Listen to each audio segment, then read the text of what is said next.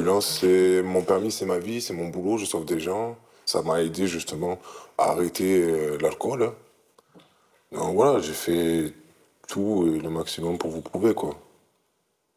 J'espère que vous serez clément sur cette demande et je tenais à m'en excuser. On prendra la décision après la suspension. Monsieur.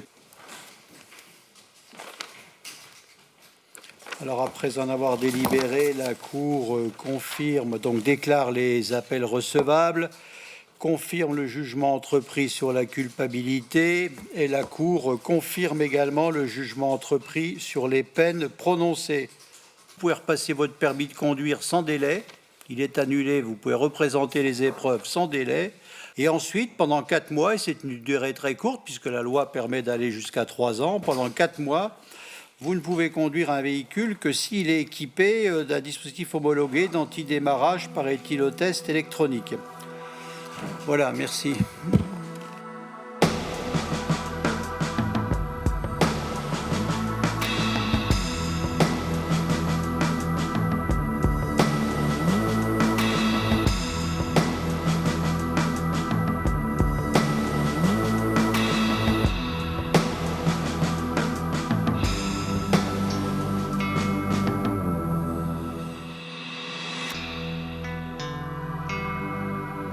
En moyenne, la justice prononce chaque année 260 000 condamnations liées à la sécurité routière. Cela représente 40% des peines prononcées dans les tribunaux. Alors, pour tirer les leçons de cette audience à Aix, 2 intervenants, Jean-Louis Périès, vous êtes magistrat honoraire, vous avez été juge d'instance, juge d'instruction et président des assises. Vous avez, à la fin de votre carrière, présidé le procès d'Yves XIII, qui était lié aux attentats de Paris en 2015. Et puis, Maître Hubert Delarue, ancien bâtonnier au barreau d'Amiens, avocat pénaliste, vous êtes intervenu, entre autres, dans le dossier d'Outreau. Ma première question, c'est que dans 2 des dossiers, le juge insiste sur les antécédents judiciaires des prévenus. On rappelle leur mention au casier judiciaire alors qu'on juge un délit routier. C'est normal, ça ? Oui, c'est normal, c'est prévu même par le Code de procédure pénale. On doit examiner la personnalité du prévenu ou de l'accusé. Devant les cours d'assises, on commence aussi par ça, à examiner la personnalité des accusés avant d'aborder les faits qui leur sont reprochés. C'est nécessaire aussi dans les cas où on est susceptible de retenir des faits de récidive, comme c'est le cas pour l'un des dossiers qu'on va examiner. Mais on ne tord pas le cou un peu à la présomption d'innocence ? Mais totalement, totalement. Et il faut savoir, par exemple, qu'en Angleterre, dans les pays anglo-saxons, la lecture du casier judiciaire ne se fait qu'après que les faits aient été évoqués et que la personne ait été condamnée.